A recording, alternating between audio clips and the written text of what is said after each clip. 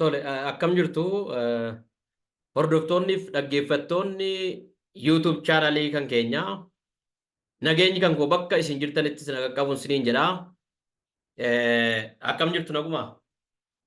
Rabbi nagalatoonni nagaadha. Guyyaa har'aatti waa tokkoon qabadhee isinii dhufe.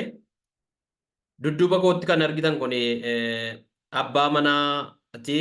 Isheen asiin jirtu immoo haadha manaati.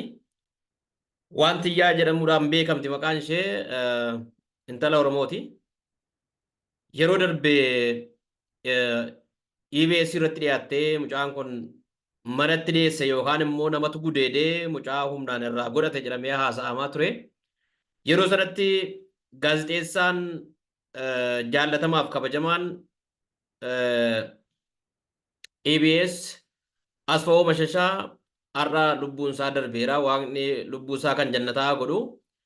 Anatu abbaasii ta'aa jedhee mucayyoo kanaa wajjin baay'ee boo'ee mararameeti kan inni waantiyyaa jajjabeessaa ture.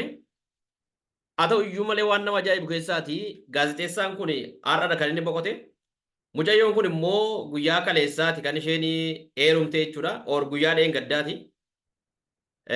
Gaafa namni abbaasii ta'a jedhu jalaa boqochuudhaaf guyyaa lakkaachaa sa'aatii lakkaachaa deemutti mucayyoo kanaaf immoo rabbi yookaan uumaan yookaan waaqayyoo balbala gaa'ilaa banee fi gaa'ila qabattee jirti.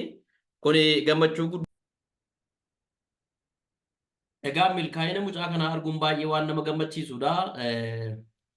Akkasitti milkooftee of dandeessee arguu kootti baay'ee gammada.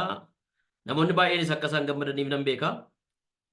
Sababni isaa namni abbaan sii ta'a sin gargaara jedhee gaafa jalaa boqotu immoo ammas abdii kutannaa kan duraatti deebiti jedhameetu nama yaaddessaa. Amma garuu wanti lamman isaa wal duukaa dhufe jechuudha.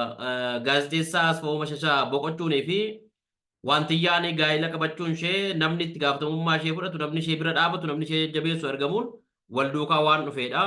Inni kun baay'ee waan nama gammachiisudha jechuudha. Kanaaf waantiyyaadhaan baga gammaddee baga rabbii kanaan si ga'ee gaa'illi kun gaa'ila milkaa'inaa siif haa ta'u jenna.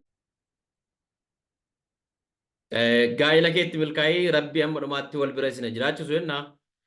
Gaafa mucayyoon boo'aa turte akkas kolfitee gammaddee argamtu arguun baay'ee waan nama gammachiisudha. Maaliif nama waan taaneef waan namni gammadu gammaduun waan namni gaddu duukaa gadduun dirqama namummaa keenyaati.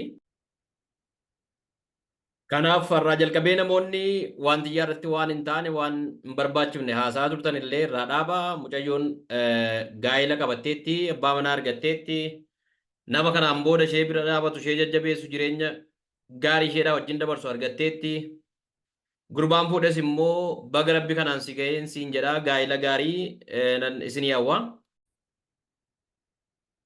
Namni rakkatee rakkina keessatti hafuunsaa namatti hin tolu. Gaafa akka kana bahee mul'atee gammachuu isaa immoo arginu akkuma gaafa isheen gaddite wajjin gaddine har'a immoo gammachuu waantiyyaa argineeti wajjin gammaduu nurraa eegama. Baga gammaddee baga rabbi kanaan si ga'ee jedhee ammallee irra deddeebi'een siin jedha. Namoonni kana gammadaniifis baga rabbi guyyaa gammachuu kanaan nu ga'e.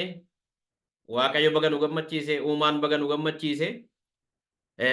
Mucayyoon kun lammata karaa rakkinaatiin karaa nama ishee gargaaru dhabdee rakkachuutiin waan deebitee boossee argamtu irratti hin fakkaatu gaa rabbi kanarraan ga'eera. Waaqayyo nama hin gatu. Baga milkoofte siin jechuun barbaada waantiyya. Egaa gaa'ila keessan jabeeffadhaa. Gaa'ila abbumatu jabeeffata. Jabeeffadhaatii qabadhaa. Milkaa horaa deebanaan siniin jedha. Dhugaadha naannoo sadatuun jiraadheetii anuu cidha isaanii irratti argameetan hoo'isaa fi bakka isaan jiraatan hin jiraadhatu ta'eetii natti tola. Maaliif kana caalaa wanti nama gammachiisu hin jiru. Mucayyoon kun akka isheen itti abdii kuttee boo'aa turte, abdii kutattee baay'ee rakkina guddaa keessa akka isheen turte, umurii kanaan rakkina baay'ee akka isheen dabarsite ofiiyyuu mucaadha, mucaa deesse, ofiiyyuu umurii ishee daa'ima. Umurii kanaan immoo mucaa deessee abbaan mucaa irraa badee isayyuu gudeedamte jechuudha. Baay'ee haala rakkisaa keessa turte. Amma garuu rabbiin galatu kanarra ga'uu isheetti nan gammadaa. bakka jirtanitti gammadaa fi ulfaadhaa nagaa naa ta'an isiniin jedha. YouTube kana immoo like, share, subscribe gochuu hin dagatinaa. Na duukaa ta'aa na deeggaraa isiniin jedha Oromoo koo. Ulfaadhaa.